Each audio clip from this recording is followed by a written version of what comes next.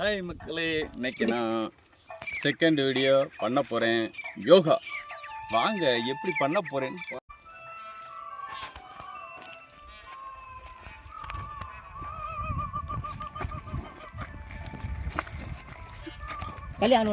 இது என்னன்னு பார்க்குறீங்களா? இதை வச்சு நாங்கள் இன்னைக்கு ஒரு யோகா பண்ண போகிறோம். கைலிங்களை வச்சு சக்ராசனம் எப்படி நம்ம முதுகு தண்டு வளைந்து கொடுக்கறதுக்கான ஒரு வழிமுறையை நம்ம தேடுறோம்னா, இப்போ இந்த மாதிரி ஒரு கட்டை எடுத்துக்கங்க. அதில் இப்படி போங்க. வளைந்து கொடுக்குறதுன்னா இப்படி போயிட்டு இப்படி போய்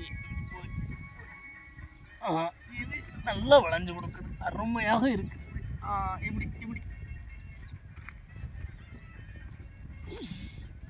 ஆமாம், இப்படி பண்ணி இப்படி வாங்க. அது நாள் பட நம்ம உடம்பு வந்து நெகிழ்வு திரும்பாசனம் செய்ய போகிறேன். தாசனம் எனக்கு அவ்வளோ சீக்கிரம் வராது, கொஞ்சம் விட்டு பின்னாடி நம்ம படுத்தோம்னா நமக்கான நெகிழ்வு தன்மை கிடைக்கும்.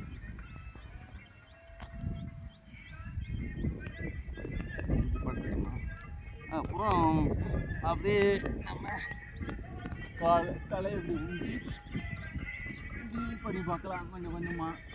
அது நமக்கான அளவில் நாங்கள் வந்து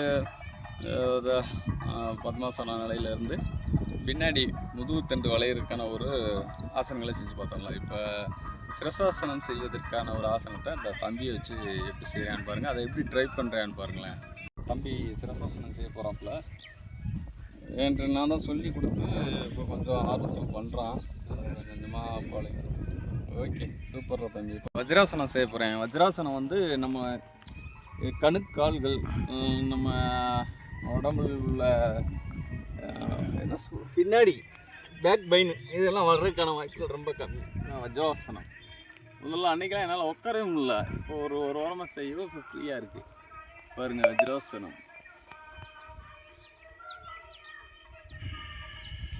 இன்ஹேல் அண்ட் எக்ஸ்ஹேல். தூக்கும்போது நல்லா இழுங்க, இழுத்து வச்சுட்டு அப்படின்னு விடுங்க. இந்த மாதிரி வஜ்ராசனம். சசாங்க ஆசனம் பண்ண போகிறாரு பாருங்கள். இப்போ தம்பி வஜ்ராசன நிலையிலிருந்து சசாங்காசனம் பண்ணுறாப்புல பாருங்கள். சசாங்காசனம் நம்ம மன அழுத்தத்தை ரொம்ப குறைக்குது. ஆசனம் வந்து நம்ம டெய்லி பண்ணால் இந்த மாதிரி ஃப்ரீடமான இடத்துல பண்ணுங்கள். எங்களுக்கு வந்து சரியான இடம் கிடைக்காதனால நாங்கள் வந்து பார்த்தீங்கன்னா சும்மா வீட்டில் இந்த மாதிரி பண்ணிக்கிட்டு இருக்கோம். நீங்கள் அந்த மாதிரி பண்ணாதீங்க. எப்போதும் வந்து ஒரு திறந்த வெளியை தேர்ந்தெடுங்க. அதிகாலையிலே பண்ணுங்கள். ரொம்ப சீக்கிரமாகவே எழுந்திரிச்சு பண்ணிங்கன்னா இது ஒரு நல்ல பழக்கமாக இருக்கும். நமக்கு வந்து உடம்பு ரொம்ப ஆரோக்கியம் இருக்கும்.